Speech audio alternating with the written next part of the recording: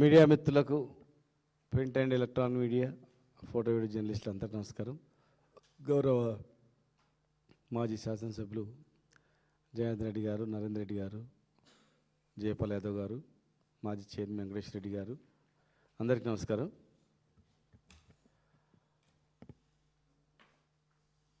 నిన్న ముఖ్యమంత్రి గారు మాట్లాడిన భాష చూస్తే ఒక పాలమూరు బిడ్డగా, ఒక తెలంగాణ ఉద్యమకారునిగా, తెలంగాణ సంస్కృతి సాంప్రదాయాలపైన మేము ఎక్కువగా తెలంగాణ గురించి ఉద్యమంలో మాట్లాడే సందర్భంలో ఎన్నో గొప్ప గొప్ప విషయాలు మాట్లాడేది. తెలంగాణ అంటే ఒక మర్యాద, ఇంటికి ఎవరైనా వస్తే గౌరవిస్తారు,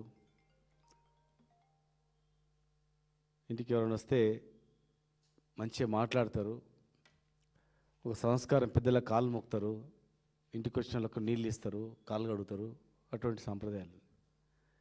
ఇలా వారు ఒక సర్పంచుల సన్మాన సభలో మాట్లాడే పద్ధతి, సర్పంచుల సన్మాన సభలో మాట్లాడే రీతి, సందర్భము, దానికి దీనికి ఏమైనా ఉందా? సర్పంచుల సన్మానంలో ఏం చెప్పాలి? సర్పంచుల గురించి, గ్రామాల గురించి చెప్పాలి, గ్రామాల అభివృద్ధి గురించి చెప్పాలి.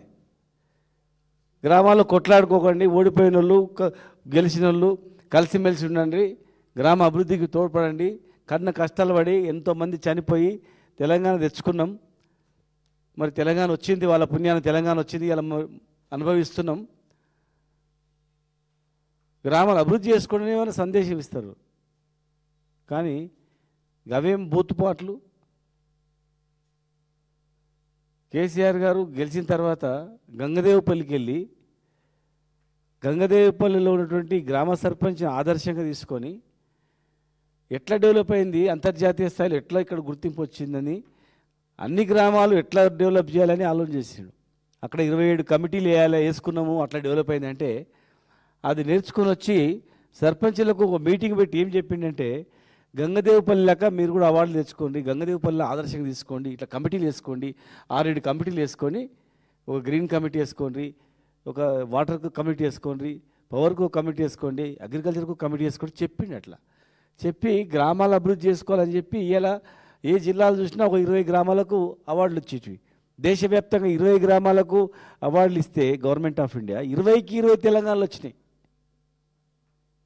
గట్ల చెప్పిర్రు సర్పంచ్లకు. కానీ ఇదేంటిది?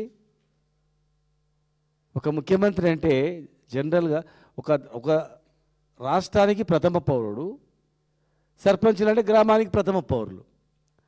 ఒక రాష్ట్రానికి ప్రథమ పౌరుడు, గ్రామ ప్రథమ పౌరులకు సన్మానం చేసి, అక్కడ మహిళలు కూడా ఉన్నారు సర్పంచులు, మహిళా సర్పంచులు మొట్టమొదటి సన్మానము వాళ్ళు చార్జ్ తీసుకున్న తర్వాత ముఖ్యమంత్రి గారితో సన్మానం. అంటే ఏం మాటలు, మంచి మాటలు చెప్తారు అని చెప్పి ఇంటికాడ చెప్పి పిల్లలు చెప్పొచ్చారు, ఇలా ముఖ్యమంత్రి గారి సన్మానం ఉంది పోతున్నామని. ఒక రాష్ట్రానికి ప్రథమ పౌరుడు మాట్లాడే భాష గ్రామ ప్రథమ పౌరులకు ఇచ్చేటువంటి సందేశము ఇదా? లాగుల తొండలు జొరిస్తా, పేగులు మెడకేసుకుంటా, గుడ్లు వీక్తా, బొంద పెడతా, సస్తడు సావని చచ్చిపోని, ఇదేందండి చెప్పండి? నాయకుడు అంటే చాలా ప్రాంతాల్లో ఓ దేవునితో పోల్చుకుంటారు, మా దేవుడయ్యా అంటారు, సర్పంచ్ మా దేవుడయ్యా అంటారు, ఓ జడ్పీటీసీ మా దేవుడయ్యా అంటారు, ఓ ఎంపీటీసీ మా దేవుడయ్యా అంటారు, ఎమ్మెల్యే మా దేవుడయ్యా అంటాడు, ఓ పెళ్లిళ్ళు చేపిస్తున్నాడు, దాన ధర్మాలు చేస్తున్నాడు, ఏమైనా సాయం చేస్తాడు అని చెప్పి దైవంతో పోల్చుకుంటారు. ముఖ్యమంత్రి అంటే కూడా ఓ దేవునిలాగా ఉండాలి, కానీ ఈ రాష్ట్రానికి ఒక గొప్ప ఆదర్శంగా ఉండాలి. కానీ ముఖ్యమంత్రి కాకముందు మాట్లాడితే అది ఎవరు పట్టించుకోరు. ముఖ్యమంత్రి అయిన తర్వాత ముఖ్యమంత్రి ఆ రకంగా మాట్లాడితే ఎక్కడైనా ఉందా? చరిత్ర ఉందా? రాజుల కాలం నాడైనా రాజులైనా ఆ భాష మాట్లాడినరా? నీలం సంజీవ్ రెడ్డి లాంటి వ్యక్తులు మన తెలుగు గడ్డ మీద ఉన్నారు. వాళ్ళు దేశానికి ఏ రకంగా సందేశం ఇచ్చారు, ఎట్లా ఉండాలి రాష్ట్రపతి, ఎట్లా ముఖ్యమంత్రి ఉండాలి, మరి చెన్నారెడ్డి గారు కానీ, కోట్ల విజయభాస్కర్ రెడ్డి కానీ, కాసు బ్రహ్మానంద రెడ్డి గారు కానీ, ఎన్టీ రామారావు గారు కానీ దేశ భాషలందు తెలుగు లెస్స అని చెప్పి ఎన్టీ రామారావు మాట్లాడిండు గొప్పగా. నా తెలంగాణ కోటి రత్నాల వీలని చంద్రశేఖరరావు గారు ముఖ్యమంత్రిగా ఉన్నప్పుడు మాట్లాడిండు. మరి మీరేం మాట్లాడుతూ ఉన్నారండి? పేగులు మెడకేసుకోవడం ఏంది, తొండలు జొరించడం ఏంది? ఇప్పుడు సర్పంచ్లు పోయి వాళ్ళ పిల్లలు అడుగుతారు అనుకో, తొండలు జొరిస్తామని చెప్పిండు అంటే మనకి ఏమర్థమైతే చెప్పండి.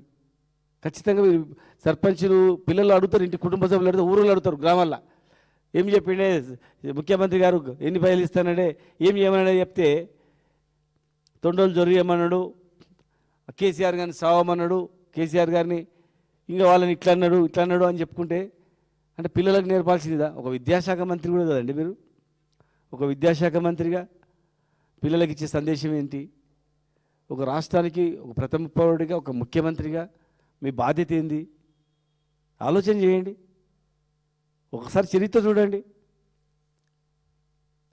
పుచ్చలపల్లి సుందరరామయ్య గారు, పుచ్చలపల్లి సుందరరామరెడ్డి గారు అని చెప్పి ఆంధ్రప్రదేశ్ శాసనసభ్యులు వారు అసెంబ్లీలో మాట్లాడుతూ ఒక చిన్న లెక్క తప్పు చెప్తే ఇంటికి పోయి సరి చేసుకొని, అరే నేను ఆ తప్పు చెప్పిన లెక్క అని చెప్పి మళ్ళా నెక్స్ట్ డే వచ్చి అసెంబ్లీలో క్షమాపణ చెప్పిండు.